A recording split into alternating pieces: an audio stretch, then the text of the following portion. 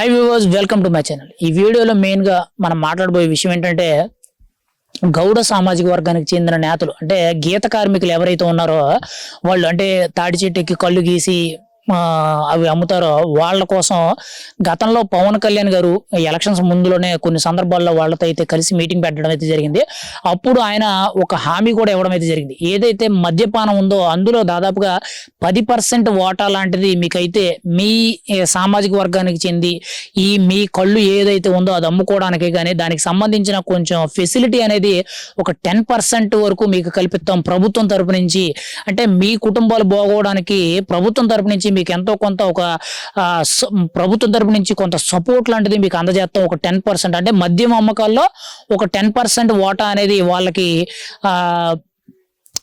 Place కేటాయిస్తున్నట్టు వాళ్ళ అనేటట్టు అయితే పవన్ కళ్యాణ్ గారు అయితే వాళ్ళకి హామీ ఇవ్వడం అయితే జరుగుతుంది. కానీ ఈరోజు కూటమి ప్రభుత్వం అధికారంలోకి వచ్చిన తర్వాత దాని మీద పవన్ కళ్యాణ్ గారు ఆల్రెడీ ఇచ్చిన మాట ఏదైతే ఉందో అది నిలబెట్టుకున్నారని చెప్పుకోవాలి. ఎందుకంటే ఆల్రెడీ రీసెంట్గా ఎక్సైజ్ శాఖ మంత్రి కింద ఉన్న మన కొల్లు రవీంద్ర గారు అయితే ఆల్రెడీ దాని మీద ఒక క్లియర్ ఎక్స్ప్లెనేషన్ ఇవ్వడం అయితే జరిగింది. ఆల్రెడీ మొన్న చూసాం మనం మద్యం ఏదైతే ఇప్పుడున్న మద్యం పాలసీ ఏదైతే ఉందో వైఎస్ఆర్సీపీ ప్రభుత్వం రన్ చేస్తున్న మద్యం పాలసీ ఏదైతే ఉందో అది పూర్తిగా కూడా క్యాన్సిల్ చేస్తూ పాత మద్యం ధరలు అంటే 2014 నుంచి 19 వరకు ఏవైతే మద్యం మంచి రకం మద్యం ఉందో అది అమ్మడం తక్కువ రేటుగా అందించేటట్టు అయితే ప్లాన్ చేస్తున్నట్టయితే కొల్లు రవీంద్ర గారు అయితే చెప్పడం అయితే జరిగింది.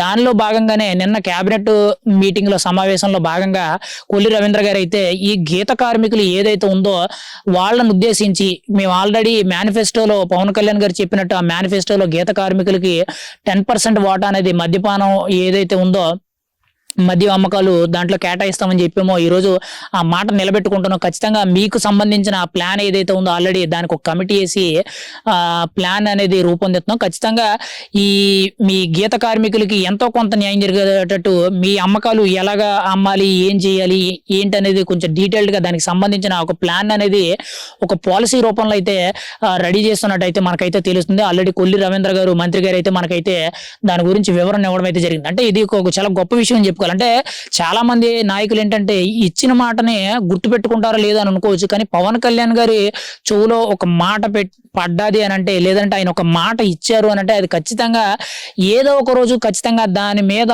100% న్యాయం జరిగేటట్టు ఆ మాట గుర్తు పెట్టుకొని ఖచ్చితంగా దానికి తగ్గగా పని అప్పుడు ఆయన చేసి పెడతారు. అది దానికి నిదర్శనం ఇదే అని చెప్పుకోవాలి. ఎందుకంటే ఆయన యాక్చువల్లీ గీత కార్మికులతో హామీ ఇచ్చి ఆల్రెడీ 1.5 year 2 years పైనే అవుద్ది కానీ తక్కువ అవుదు. కానీ అప్పుడు ఇచ్చిన మాట కూడా గుర్తు పెట్టుకుంటూ ఇప్పుడు మద్యం అమ్మకాల్లో మెయిన్ గా భాగంగా ఈరోజు గీత కార్మికులైన గౌడ సామాజిక వర్గ ఎవరైతే ఉంటారో అవి నేతలు అంటే వీళ్ళని ఉద్దేశించి పవన్ కళ్యాణ్ గారు గతంలో ఏవైతే ఆ మాటలు చెప్పారో ఇప్పుడు వాళ్ళకి చెప్పిన మాట వాళ్ళకి ఇచ్చిన హామీ అనేది ఈరోజు నిరూపించుకోవడం అయితే జరుగుతుంది. ఖచ్చితంగా ఈరోజు ఇది ఒక గొప్ప విషయం అనేది చెప్పుకోవాలి. గీత కార్మికులకి ఖచ్చితంగా వాళ్ళకు ఒక గొప్ప విషయం అంటే ఒక మంచి జరిగేటట్టు అయితే మనకైతే తెలుస్తుంది. ఖచ్చితంగా మరి ఎలా చేస్తారు ఏంటి అనేది అయితే ఇంకా ప్లాన్ అనేది బయటకైతే రాలేదు. కానీ మెయిన్ గా చూసుకుంటే మద్యం అమ్మకాల్లో ఖచ్చితంగా 10% అనేది వీళ్ళకి ప్రత్యేకించి కేటాయిస్తున్నట్టు అక్కడ వీళ్ళ అమ్మకాలు ఎలా ఉండాలి ఏంటి అనేది ఒక ప్లాన్ ప్రకారంగా రెడీ చేయించడం అయితే తెలుస్తుంది. దానికి సంబంధించిన ఒక కమిటీ కూడా వేయడం అయితే జరుగుతున్నట్టయితే మనకైతే నిన్న మంత్రివర్గ సమావేశంలో అయితే వెల్లడించడం అయితే జరిగింది.